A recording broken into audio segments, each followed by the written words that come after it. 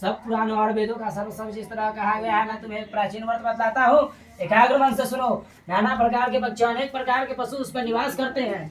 वहां पहुंचकर गंधर्व के साथ बहुत से देवता, सिद्ध, चांद, पक्षीगण सर्वदा प्रसन्न मन से विचरते हैं। वहां पहुंचकर गंधर्व गाते, अप्सराएं नाचते। उस पर्वतराज के कितने ही शिखर ऐसे हैं जिनमें सबके रत्न और वैदुर्य मणि आदि की खाने भरी है।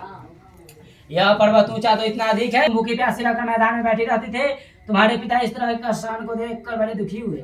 वे चिंताएं पड़ गए कि मैं अपनी कन्या किसको दूं। उसी समय नारद जी वहां पहुंचे। मुनिश्रेष्ठ नारद जी उस समय तुम्हें देखने गए थे।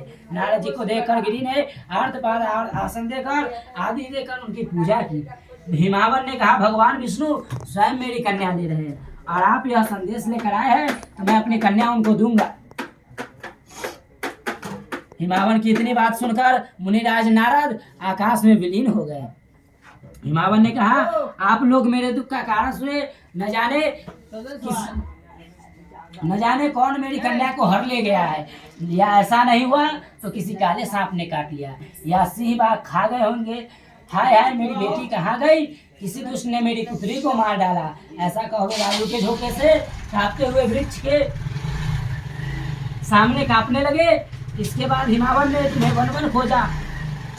वह वन भी बहुत सारे भयंकर जानवरों से भयभीत हो रहा था। जब भाद्रपद शुक्ल पक्ष हस्तयुक्त तृतीया तिथि प्राप्त हुए, तब तूने मेरा विधिवत पूजन किया और रात भर जाकर गीत आदि से मुझे प्रसन्न करने में बिताया। उस वर्तराज के प्रभाव से मेरा आसन डगमगा। बोलो, तुम क्या चाहती हो? तुमने कहा, मेरे देवता, यदि आप मेरे ऊपर प्रसन्न हो तो मेरे पति बने। पार्वती ने उत्तर दिया, हे पिताजी, मैंने पहले ही अपने आप को शिव जी के हाथों सौंप दिया था। आपने मेरी बात टाल दी, इससे मैं यहाँ चली आई। रावण ने संतावना दी कि हे पुत्रे, मैं तुम्हारी इच्छा के विरुद्ध कुछ न करूंगा। वे तुम्हें अपने साथ ले घर आए और मेरे साथ तुम्हारा विवाह कर दिया, जिससे तुमने मेरा अर्ध आसन पाया है।